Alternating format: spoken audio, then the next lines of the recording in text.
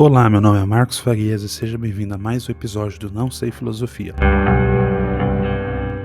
No episódio de hoje, a gente vai fazer um react a um vídeo do Rodrigo Silva, onde ele fala sobre o fim do mundo e como que isso pode estar se aproximando e dá a opinião dele ali sobre isso. E ele é um pastor, né? A gente sabe que ele fala com um viés mais religioso, porém ele tenta colocar alguns fatores científicos e a gente vai comentar hoje. Esse episódio é em parceria com Teoria do Fim, que é meu outro podcast e canal aqui no YouTube e no Spotify, onde a gente trata de temas relevantes aí relacionados a fim dos tempos, a teorias e coisas do tipo. Se você não conhece, o link vai estar na descrição, né? Não se esqueça de se inscrever lá. E outra coisa também, relembrando, a gente está com o Apoia-se do canal. Na tela vai ter um QR Code e na descrição também, caso você queira apoiar o canal para a gente continuar esse trabalho. Ou, se você não puder, não esqueça de deixar o seu like e também dar um curtir. Bom, vamos começar. Vou dar alguns sinais para vocês aqui, alguns indícios que me mostram que agora, mais do que nunca na história, o mundo está política e socialmente preparado para que Jesus volte nos próximos anos. Então ele vai falar basicamente da possibilidade do retorno de Jesus e no cenário global, alguns sinais que isso poderia estar mais evidentes. Quer exemplos? Vamos lá. Sempre houve epidemias no mundo, mas pandemia, no sentido literal da palavra, é a primeira vez. Não. Pandemia, a gente teve várias, vou dar alguns exemplos aqui. Gripe espanhola, foi a nível global. Varíola, nível global. A própria AIDS, é difícil você falar assim que algum país não teve AIDS, teve a nível global.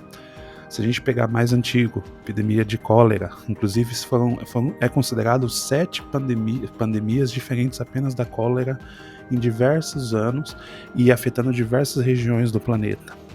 Varíola, inclusive eu tenho um episódio falando específico da varíola no Teoria do Fim, onde eu conto como que a varíola matou mais de 300 milhões de pessoas e graças à vacina ela não mata mais.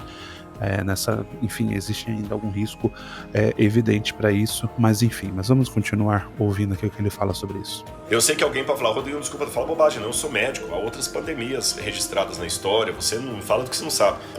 Bom, eu não sou médico, mas basta pesquisar, não precisa ser médico para poder estudar pandemia, epidemia. Inclusive, a grande diferença de uma palavra para outra é que enquanto a pandemia é a nível global, a epidemia geralmente é a nível local. Então, por exemplo, a gente fala que existe uma epidemia de dengue no Brasil. Não existe uma pandemia, porque não é todo mundo que está sofrendo com a dengue, apesar da situação ser bem grave no Brasil. Mas a gente pode falar que no caso da AIDS, agora menos com os tratamentos e a prevenção, mas na década de 80 e 90, praticamente todo mundo sofria com a AIDS. Como que a gente pode falar que não tinha pandemia? Com respeito, pandemia é a primeira vez, eu insisto, e vou explicar por quê. Eu já lecionei história e a gente falava da Primeira e Segunda Guerra Mundial. Mas literalmente falando, não foi uma Primeira Guerra Mundial, porque nem todos os países do mundo estavam envolvidos. Nem a Segunda Guerra Mundial foi de fato mundial, apesar de ter esse título. E quando eu vou ao dicionário, eu descubro que a diferença de epidemia para pandemia é que a epidemia é regional, a pandemia é mundial. E pela primeira vez na história, eu tenho uma tragédia que é de fato mundial. Não houve um país que ficou sem usar máscara. O discurso é para todos. Bom, aqui acho que cabe um ponto, né?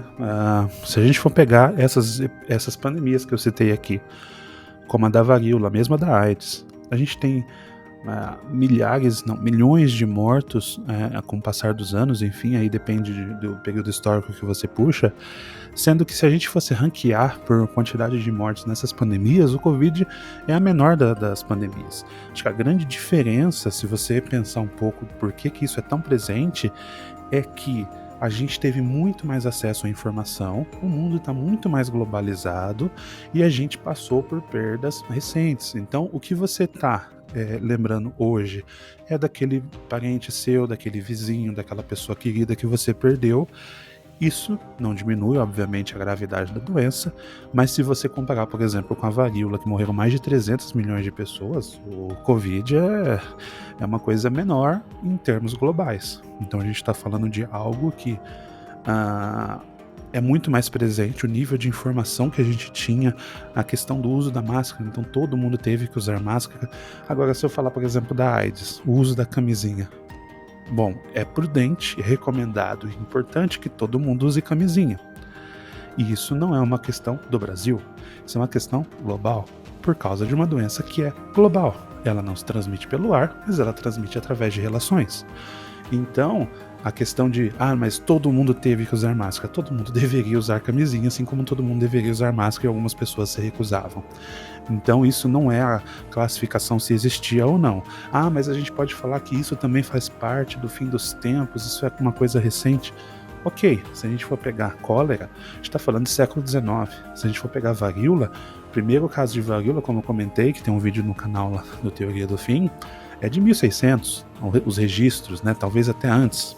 Enfim, só para a gente complementar, e eu vou ter um vídeo específico no Teoria do Fim falando das maiores pandemias que já houveram no mundo.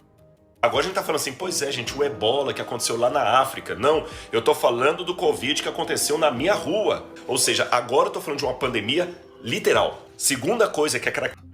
Ainda só para concluir, o ebola realmente como o caso da dengue que eu falei que no Brasil ela é uma epidemia, o ebola é uma epidemia na África. Ele não, inclusive, já falamos disso no passado, ele não é um vírus que se espalha tanto, inclusive pelo jeito dele, né? Ele é muito agressivo, então não dá nem tempo dele se espalhar. Mas ele tá certo nisso, o ebola não é uma pandemia, é uma epidemia. Mas vamos continuar. Característica desse mundo. Agora, pela primeira vez na história, está se desenhando uma ideia de uma economia mundial. Ou o mundo unifica a economia dele, ou vai rachar. Não é que...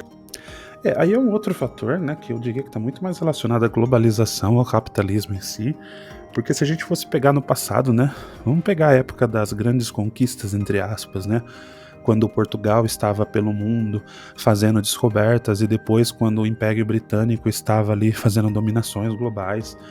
Durante um tempo, grande parte do mundo era do Império Britânico. Basta estudar a história aí para você ver que onde os caras entravam, eles dominavam a economia. A própria Índia, África do Sul, Estados Unidos, todos esses países em algum momento pertenceram ao Reino Unido, ao Império Britânico, e ali é uma economia baseada nisso. Inclusive, se você estudar a história do Brasil, mesmo o Brasil e a Espanha tendo uma dominância muito forte na região das Américas, o Brasil ele devia muito ao governo britânico. Então, muito do que era explorado aqui ia para lá. E aí a gente pode falar assim, mas a economia não era globalizada. É muito difícil. Se você pegar a época de Napoleão com as dominações dele, ou pegar ainda os impérios antigos ali, desde a Babilônia, desde a época de Salomão, você pegar simplesmente falando que mas é a primeira vez que a gente está indo por um caminho de economia global, eu diria que é o contrário. Hoje a gente está numa economia globalizada, mas os conflitos são enormes. Pegue, por exemplo, o caso da Argentina. A Argentina que agora está passando por um outro governo. Como que a gente pode falar que a gente está tentando fazer uma economia global? Sendo que o governo da Argentina praticamente não conversa com o Brasil, porque tem a rixa, né? Um é da direita, outro da esquerda. Ou, por exemplo, a China com um conflito enorme junto com os Estados Unidos. É mais fácil, eu até aceitaria ele falar assim, é um sinal do fim a questão do conflito econômico, mas não de uma sociedade só. Isso aí é a teoria da conspiração. Mas a gente tem o euro, a gente tem a União Europeia. A União Europeia que até um pouco tempo atrás estava brigando e a Inglaterra saiu de lá. E os países que continuam estão em crise. Enfim, eu não sei, para mim parece muito mais uma questão de fé do que uma questão de fato. Questão de quem gosta ou não gosta, não tem outro jeito, é o que tem. Então, realmente, agora nós temos o caminho preparado para um governo único, mesmo que o de esquerda continue de esquerda, o de direita, o comunista continue comunista, o socialista socialista, o capitalista capitalista, o liberal capitalista, não interessa, tem que ter uma agenda única. Discordo de novo, a gente está vendo aí um conflito grave entre Ucrânia e Rússia, onde a Rússia tenta invadir a Ucrânia e a ONU não consegue fazer nada. Mesmo os países da Europa e os Estados Unidos apoiando financeiramente a Ucrânia, a Rússia faz lá a guerra e morre um monte de gente. O conflito de Israel e Gaza, a mesma coisa.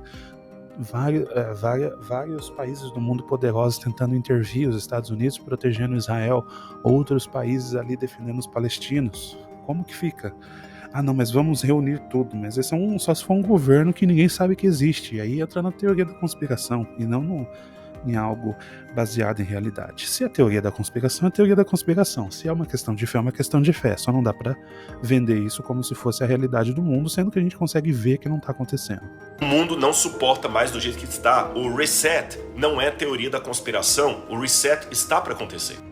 O que é o reset? Será que ele vai explicar finalmente? Porque todo mundo fala disso, mas ninguém explica. Vamos ver. Então, gente, eu olhando para o mundo, essa é a ênfase que eu dou nos sermões, o mundo tem realmente um cenário pronto. Ele não explicou, mas vamos seguir. Para que o anticristo previsto em Apocalipse 13 comece a atuar. Eu tenho certeza acadêmica disso. Eu tenho certeza acadêmica disso. Quais são as evidências? Você fez um estudo científico sobre isso? Quem vai ser o anticristo? Vai ser o Biden? Vai ser o Trump? Vai ser o Bolsonaro? Vai ser o Lula? Vai ser o Macron? Vai ser o Xi Jinping? Eu não consigo ver um cenário onde a pessoa fala assim, vai ter um governo global e a China, por exemplo, fora disso. Ao mesmo tempo, você consegue ver um cenário onde a China faça dominação global e os Estados Unidos aceite? Ou um cenário onde o Putin tome as rédeas e todos os outros aceitem? É complicado, né? Eu não consigo ver. Se isso realmente acontecer do jeito que ele está falando, talvez até passe a crer na fé dele. Vamos ver, vamos continuar. Estudo agora. Preste atenção, que agora que vem um ponto principal. Se o que eu vou revelar daqui a pouquinho não acontecer, sabe o que pode ocorrer? Deus vai suspender. Preste atenção que agora vem um ponto importante, né? Todo teórico da conspiração tem esse ponto. Suspender esse processo, não vai permitir que ele vá avante. E daqui a 150 anos, alguém que estiver vivo no meu lugar vai estar apontando para outra realidade e achando que é ali que está perto da volta de Jesus. Sabe por que eu digo isso? Eu espero que seja claro para vocês onde é que eu estou querendo chegar. Quando o povo de Israel foi liberto com mão poderosa de Deus do Egito, Canaã já estava pronta para recebê-los. Eles podiam chegar em Canaã 40 dias, ou até menos, tranquilos. Então, se eu fosse olhar com linguagem profética ou apocalíptica o que aconteceu, depois de séculos como escravos no Egito, chegou o momento em que Deus poderia agir. E ele agiu. Ele trouxe Moisés, deu as pragas, olha os sinais da libertação. Imagine agora o êxodo como sendo uma espécie de volta de Jesus para os hebreus do Egito, tá bom? Vamos imaginar assim. O êxodo, a libertação, é a volta de Jesus para eles. Antes ali, o que aconteceu? O faraó assume, Moisés volta do deserto, as pragas caem, o faraó não se arrepende, não muda a cabeça dele, Deus tira o povo, abre o mar vermelho, gente, quer sinal mais lindo do que isso? Abre o mar. Lembrando que a gente tem um episódio aqui, foi um react ao canal do Pirula, aqui no Não Sei Filosofia, falando sobre Moisés, que na realidade as evidências apontam que na verdade Moisés nem existiu, que isso seria muito mais um contexto histórico da religião, e existe até um professor judeu religioso que fez um estudo acadêmico que eu falo um pouco mais aqui nesse episódio. Então assista lá se você quiser entender um pouco mais sobre essas histórias dos profetas antigos que viviam muitos anos e que faziam milagres, sendo que isso está muito mais no contexto de história, de explicação como que o povo surgiu do que realmente de base religiosa. Mas enfim, é uma questão de fé dele. Vermelho, o povo passa a pé seco, do outro lado o mar se fecha, mata Faraó, todo o seu exército, e o povo então caminha. Era ou não era o tempo, socialmente falando, propício para conquistar em Canaã? Claro que era. Mas se era o tempo, por que demorou 40 anos? A ponto de matar toda aquela geração. Porque o povo saiu do Egito, mas o Egito não saiu deles. O povo estava por demais confiado nos sinais externos. Estavam por demais olhando pela janela o que estava acontecendo no Egito e esqueceram de olhar o que estava acontecendo dentro do povo hebreu. Então, embora profeticamente eles tinham condições de já estar na terra prometida, em um mês precisaram 40 anos para que isso acontecesse. Fazendo um paralelo, a mesma coisa hoje. Esses eventos que eu dei para vocês aqui de globalização, de mundo unificado, me indicam que nós estamos como os hebreus ali na Páscoa. Estamos na iminência de Jesus voltar. Eu acho que pode acontecer em qualquer momento. Mas se eu ficar demais olhando pela janela o que acontece no Egito e não observar o que acontece aqui dentro, pode ser que mesmo libertos, a gente ainda fique 40 anos vagando nesse deserto do mundo e Jesus não voltou. Bom, e a conclusão dele aqui é a conclusão de todo teórico da conspiração, que é, caso o que eu tô falando não acontecer, a culpa não é minha. Nesse caso, ele põe a culpa no povo, né? A culpa são das pessoas, é o que muito pastor faz, aí quando o que eles falam que vai acontecer não acontece. A culpa é que você não teve fé, a culpa é que você não está preparado. Então, a gente tem que refletir o seguinte, esse é um discurso muito fácil, eu posso chegar aqui e fazer várias previsões, dizer o que vai acontecer e falar se isso não acontecer é porque você não estava pronto, ou é porque os anjos mudaram os planos, Deus quis mudar. Enfim, é um discurso para mim muito fácil que todo teórico da conspiração tem, não à toa. Tem teórico da conspiração que falava que 2012 o mundo ia acabar, que 2014 ia chegar o anticristo, que 2016 os caixões da FEMA iam ser utilizados, e nada disso até hoje. Mas enquanto isso eles vendem curso, eles vendem propaganda. Eu não tô nem falando do Rodrigo aqui porque eu nem acompanho o trabalho dele, mas eu tô falando desses teóricos da conspiração que ganham dinheiro na internet, basicamente fazendo like, e vendendo livro e vendendo curso. Enfim, gostaria de saber qual que é a sua opinião sobre isso. Você realmente acha que Jesus vai voltar por causa desses motivos? Você não acredita nisso? Você acha que é só teoria da conspiração? Ou se você realmente acredita que os Illuminatis estão dominando o mundo, que o Jorge Soros vai fazer o grande reset? Enfim, comente o que você acha. Comente também novos temas para a gente tratar dentro desse contexto, seja no Não Sei Filosofia, no Teoria do Fim. Não se esqueça, deixa o apoia-se pra gente, que ajuda bastante o trabalho do canal. Muito obrigado por ter acompanhado até aqui e até o próximo episódio.